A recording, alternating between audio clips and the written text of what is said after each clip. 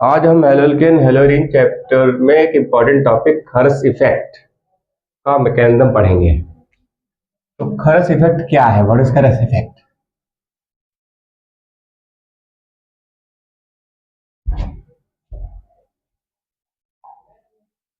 खरस ने ये ऑब्जर्व किया कि जब हम प्रोटीन पर HBr का एडिशन बेंजोइल पेरोक्साइड या कोई अन्य पेरोक्साइड की प्रेजेंस में कराते हैं तो जो रिएक्शन होता है वो मार्कोनी का रूल का अपोजिट होता है। मीन्स नेगेटिव पार्ट वहां जुड़ जाता है जहां पर हाइड्रोजन ज्यादा होते हैं और HCS से जुड़ जाएगा तो बन जाएगा CH3 CH2 CH2 Br। तो खरस observe that in presence of benzoyl peroxide reaction of HBr to propene takes place contrary to Markovnikov rule. Means negative part attached to that carbon which bears maximum number of hydrogen atom opposite to Markovnikov rule. तो आखिर ऐसा क्यों? Why? तो इसको explain करने के लिए हमको इस रिएक्शन का मैकेनिज्म पढ़ना होगा।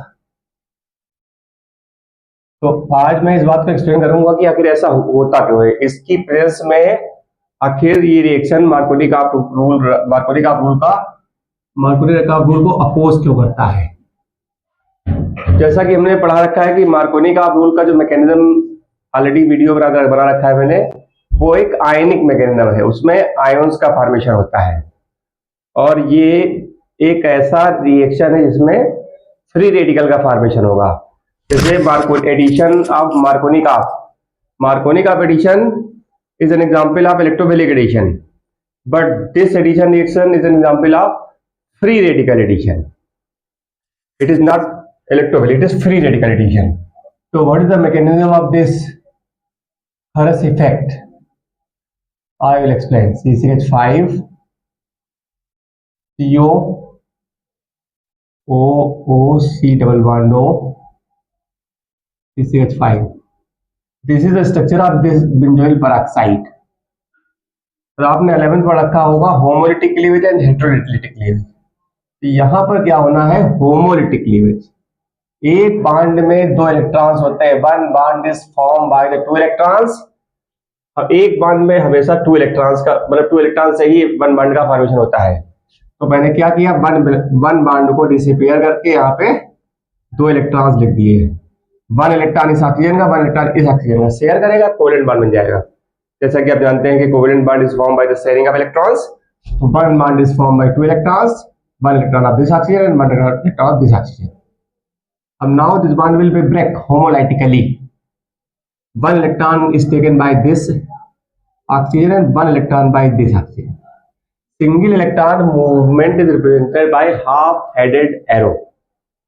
तो आपको क्या मिलेगा? CCH5 C double bond O dot, और जो ये वही सेम ये बन जाएगा, दोनों पार्ट इक्वल हो जाएंगे, तो दो मॉलिक्यूल्स आपको मिल जाएंगे बेंजोइल फ्री रेडिकल के। अब क्या होगा? अब इस बॉन्ड को हम रिप्लेस करके यहां पे दो इलेक्ट्रॉन्स बना देंगे। ऐसे एक इलेक्ट्रॉन इस कार्बन को मिलेगा, एक इस फेनिल ग्रुप को मिल जाएगा। तो क्या बन जाएगा? CCH5 डॉट 2, और ये हो जाएगा ऐसे, समझिए जरा, C डबल बॉन्ड O। यहां O के पास एक इलेक्ट्रॉन था, एक C वाला आ गया यहाँ पे ऐसे। तो अब दो इलेक्ट्रॉन को रिप्लेस करके यहां पर बॉन्ड लगा देंगे। तो क्या बन गया? CO2 बन गया, कार्बन डाइऑक्साइड, और ये बन गया फेनिल फ्री रेडिकल। और अब ये फेनिल फ्री रेडिकल जो है ये HBr से रिएक्शन करेगा, यानी CCH5 डॉट प्लस HBr। अब ये इससे रिएक्शन करेगा और HBr एक बॉन्ड को रिप्लेस करेंगे, दो dot, one bond is form by two electrons. आप पढ़ चुके हैं।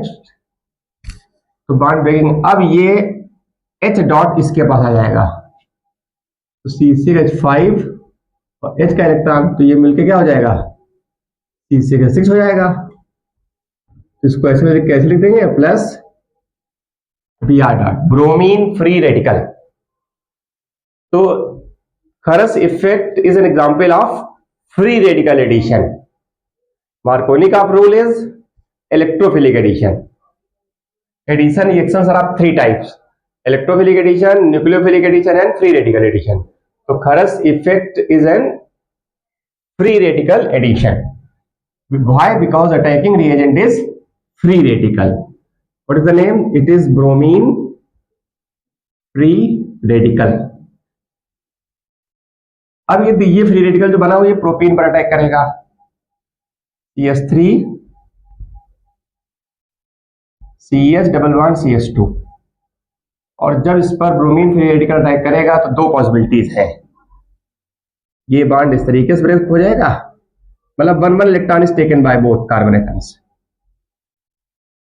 यहां पर होमोलिटिक क्लीवेज, वन इलेक्ट्रॉन इसी ने ले लिया अपना, इसने अपना ले लिया,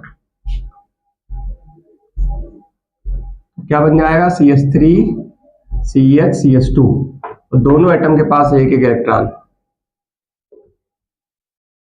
ऐसी कोई स्पीशीज एग्जिस्ट नहीं करती, लेकिन मैं समझाने के लिए लिख रहा हूं।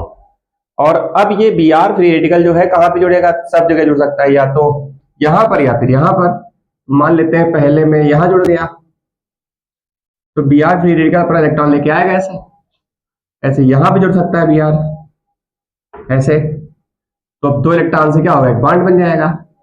तो इसको अब हम इस तरीके से लिख सकते हैं CH2 Br, तो यहां पर ये दो इलेक्ट्रॉन को रिप्लेस कराइए, बॉन्ड बन दिए ऐसे।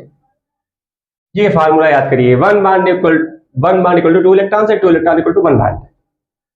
तो this carbon is secondary carbon, why? Because it is attached with two carbons, it is secondary carbon, तो it is 2 degree free radical,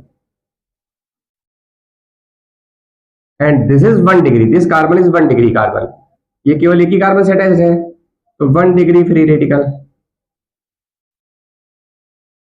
and 2 degree free radical is more stable and this is less stable.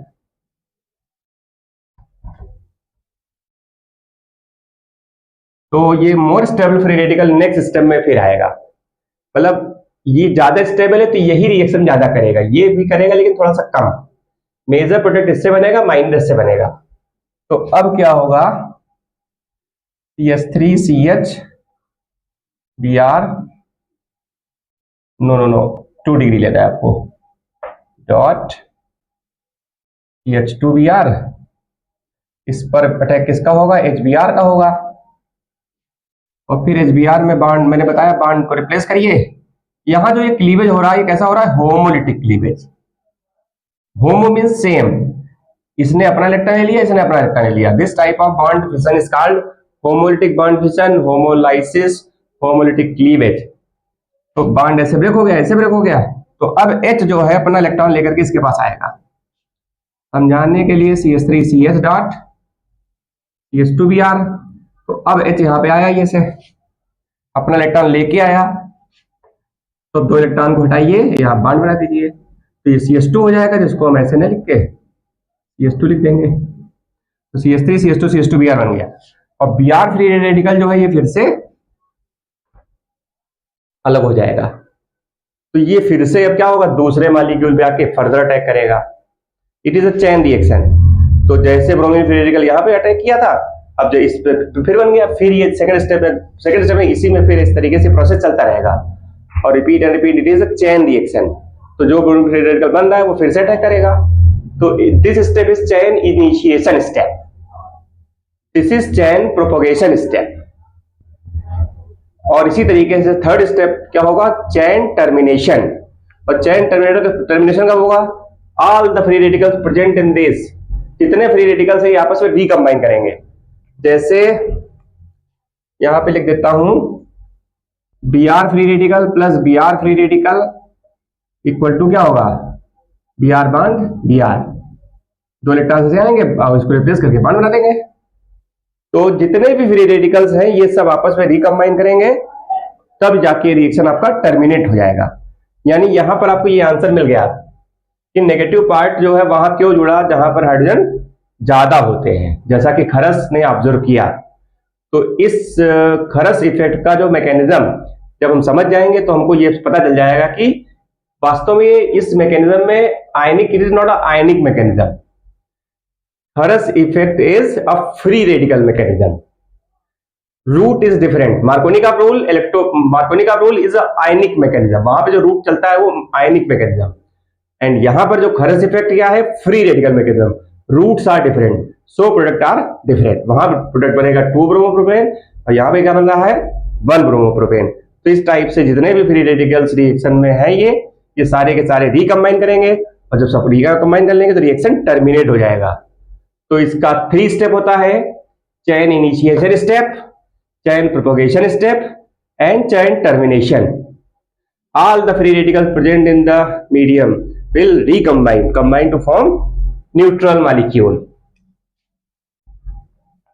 Okay, thank you.